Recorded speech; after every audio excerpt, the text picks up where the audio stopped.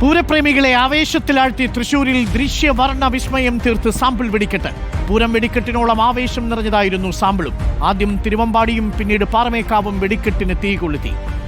ദീപക് മലയമ്മയുണ്ട് കൂടുതൽ വിവരങ്ങളുമായി. Deepak Malayamma, very good evening. തൃശ്ശൂരിൽ പൂരാവേശമായിരിക്കും. പൂരത്തിൻ്റെ ഒരു സ്വഭാവത്തിലേക്ക് തൃശ്ശൂർ നഗരം കടന്നിട്ടുണ്ടെന്ന് എനിക്കറിയാം.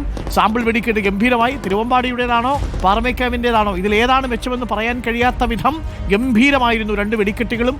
ആകാശത്തെ കവിത വിരിഞ്ഞു എന്ന് വേണമെങ്കിൽ പറയാം, കരിമരുന്നുകൊണ്ട്. എങ്ങനെയുണ്ടായിരുന്നു സാമ്പിൾ വെടിക്കെട്ട്? എങ്ങനെ അത് സ്വീകരിച്ചു പൂരപ്രേമികൾ?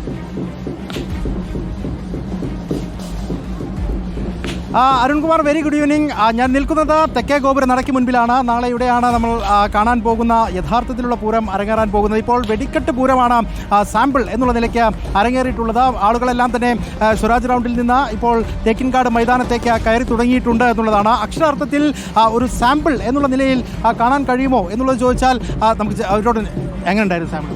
സാമ്പിൾ അടിപൊളിയായിരുന്നു. സാമ്പിളായിരുന്നു അല്ലെങ്കിൽ സാമ്പിൾ അല്ലാതെ തന്നെ ഒറിജിനലായിട്ട് തോന്നിയോ? ഒറിജിനലും സാമ്പിളും ഒക്കെ ഏകദേശം ഒരേപോലെയാണ്. സൂപ്പർ, അടിപൊളി. കാണാൻ പറ്റിയോ? പിന്നെ ഞാൻ ഇവിടെ തന്നെ ഉണ്ടായിരുന്നു ഫ്രണ്ടില്. Excuse me, hello hello hello, എങ്ങനെ ഉണ്ടായിരുന്നു വെടിക്കെട്ട്? സൂപ്പർ.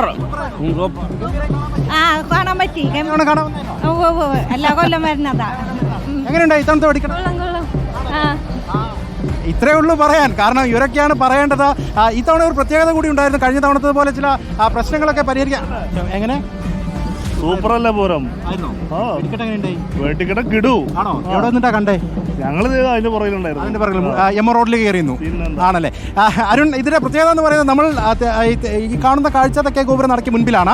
ഇതിന്റെ നേരെ എതിർവശത്താണ് ഈ വെടിക്കെട്ടുമായി ബന്ധപ്പെട്ടുകൊണ്ട് ആളുകൾക്ക് നിൽക്കാനുള്ള സൗകര്യം ഉണ്ടായിരുന്നത്. അതായത് എം റോഡ് വന്ന് കയറുന്നത്, മുനിസിപ്പാലിറ്റി വരുന്നത് ആ മേഖലയിലാണ്. അവിടെ നിന്ന് ആളുകൾക്ക് ബാരിക്കേഡ് വെച്ച് ഏതാണ്ട് അവിടെ തടഞ്ഞിട്ടുണ്ടായിരുന്നു.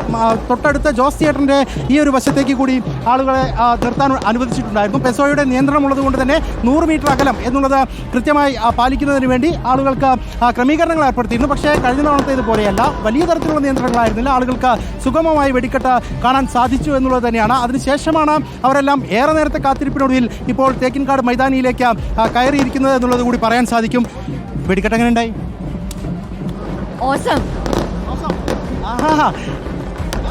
Awesome, excellent. First time?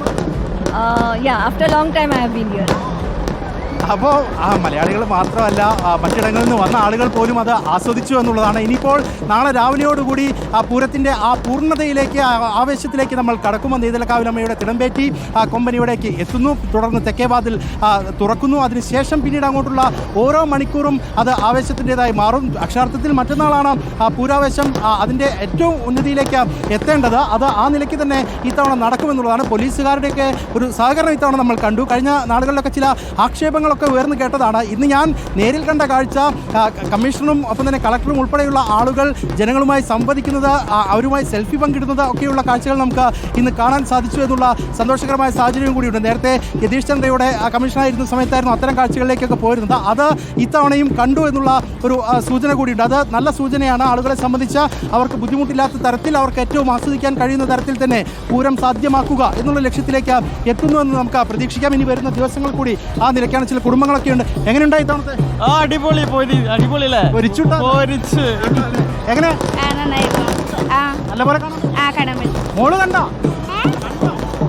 കളറാണ് പൊട്ടിയതാണോ ഇഷ്ടപ്പെട്ടെ? കളറല്ല. ആയി നല്ല തലയിലെന്ത് നല്ലപോലെ ഇഷ്ടപ്പെട്ടോ? വെടിക്കട്ടെ. സൂപ്പറായിരുന്നോ? അപ്പോൾ എന്തായാലും അരുൺ, ഇനി വരുന്ന മണിക്കൂറുകൾ പൂരാവേശം ഇതിലും കൂടുതലായി മാറുക മാത്രമേ ചെയ്യുകയുള്ളൂ എന്ന കാര്യത്തിൽ നമുക്ക് തർക്കമില്ല. എന്തായാലും അവധിക്കാലം, അതിനൊപ്പം തന്നെ ഇതിന്റെ എല്ലാ ആസ്വാദന തലത്തിലേക്കും പോകാൻ കഴിയുന്ന തരത്തിലേക്ക് പൂരപ്രേമികൾ മാറുകയും ചെയ്തിട്ടുണ്ട്. വെടിക്കെട്ട് നമുക്ക് ആ വെടിക്കെട്ട് പ്രേക്ഷകർക്കൊന്ന് കാണിച്ചു കൊടുക്കാം. പ്രിയപ്പെട്ട പ്രേക്ഷകരെ, നിങ്ങൾ കാണൂ. ഇതാണ് അല്പസമയം മുമ്പ് അരങ്ങേറിയ സാമ്പിൾ വെടിക്കെട്ട്.